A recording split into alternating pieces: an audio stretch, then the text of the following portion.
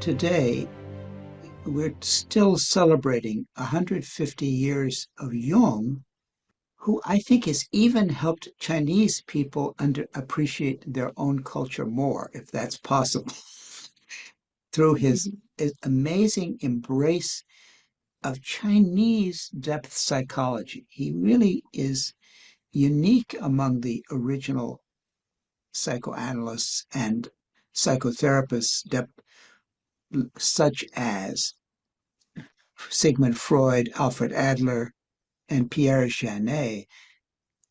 None of them felt they didn't go to China to learn anything, let me put it that way.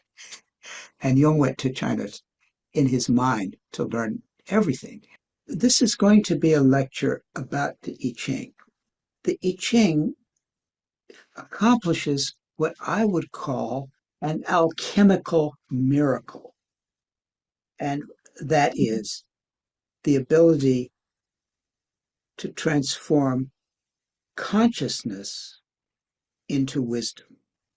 Dr. Sai has told me that he can't be here in person because he's celebrating a very important, suppose you could say, anniversary or honoring of the great founding father of many things in Chinese culture, but surely the founder of the I Ching in the sense of being the first person. It doesn't matter to me whether Fuxi was a person who actually lived and actually was a ruler of China, because he is the founding genius of Chinese culture. And so maybe he's China as a whole at a certain time accumulating an idea together. I have no idea, but he is the named genius behind that idea. Very important is whoever he was, quote unquote, he didn't do it alone, because in the story, he has a very important person with him.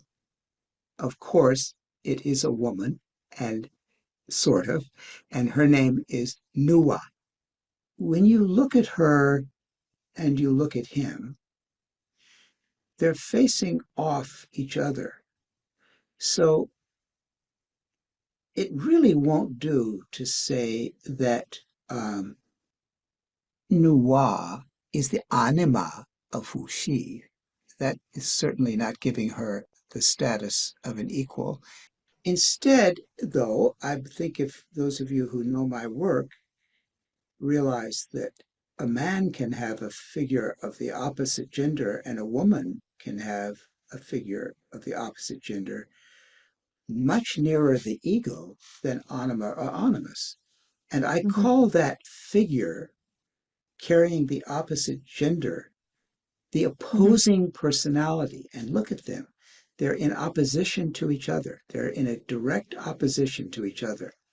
What they share, however, is below that skirt that could be either a woman's skirt or a male skirt, or even the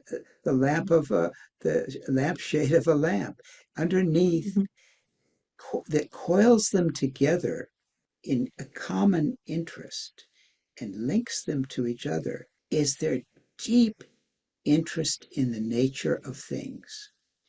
When I think of Fuxi contemplating nature and trying to establish very basic things that keep happening over and over again, the most basic patterns of all, am minded of what I saw and experienced for myself when I visited Jung's tower in Bollingen, which was working on in this house 100 years ago. He was working on beginning to build Bollingen 100 years ago. I think of Jung there because I've visited. Not just wonderful as he was, to Xi, but also to New Hua, because what these men in their power struggles often forget the feminine, but the feminine is strongly represented in the I Ching. It's not just patriarchal. Great good fortune. She is the treasure of the house. I think Nu Hua does not content herself with consciousness alone. She's only satisfied by wisdom. The treasure of the Chinese house is this wonderful wisdom tradition.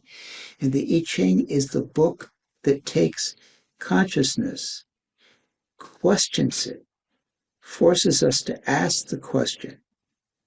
When we ask the question, the integrity of the question constellates the synchronicity of the answer. And the answer is we return to the wisest part of China and look at the example of Chuxi himself and how much that man had learned about how to use what Fuxi started when he found the trigrams. John, there's a question about today. We know this Chinese 夏至. 夏至 is the summer coming. Yeah. So that's responding to the hexagram 够卦, 天风够, the qian and the xun combined the go. The, also have the meeting. Very interesting. So there is question, can we talk or about this moment, about the summer coming 44. And this 44 is a go hexagram. In this moment, John, thank you very much. Our meeting, or we are family, we are brother, we are okay. The 天 is the 乾. This hexagram, his 互卦怎么说? This can be if the second, third, fourth, the inner combined will be 乾 hexagram. That means heaven, 天. The 中, that means 怪. 29, I think, speaking language. But if it's 错, you see that will be the 24 hexagram. So the 天水, the home city for Fuxi's 天水 is there is a sentence, the 天一生水. If it's 错, that would be a 24 hexagram, the heart of the heaven, beautifully. This moment made me try have new understanding about this place, this moment, and about the meaning, significance of your teaching about I Ching, Zhuxi, family, and this 44. Yes, but he held inside his desire to triumph and win the battle of ideas. But he kept the thought outside. He defined the situation in an introverted way, and it gave him the courage to wait, to retreat. Yeah. And that's that is often how family life works. If we fought everything that we believe in our family, we'd all have divorces. We have to have an idea and hold some of the anger and the fire inside. You are right. You are right. Yes. That is family. The way of Yes. the family. How extraordinary that Wilhelm met Jung when he did in 1924. Jung was trying to do the I Ching for divination in 1919. He didn't meet Wilhelm until several years later. He had already written the types book when he started experimenting with the I Ching. He didn't get the 8 Gua from China. He found consciousness in these 8 varieties himself. You, Sai Ching Ho, noticed how Wilhelm, who didn't know the types in 1911, was already talking about the consciousnesses, just as Jung was in 1921 in that book, Psychological Types, 10 years later. Yes.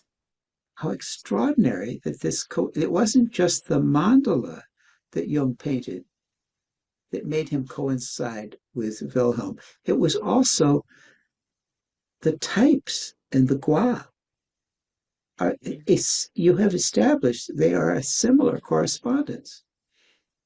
What an exciting thing that I, an American, and you, a Chinese, can come together and make the connection. How extraordinary.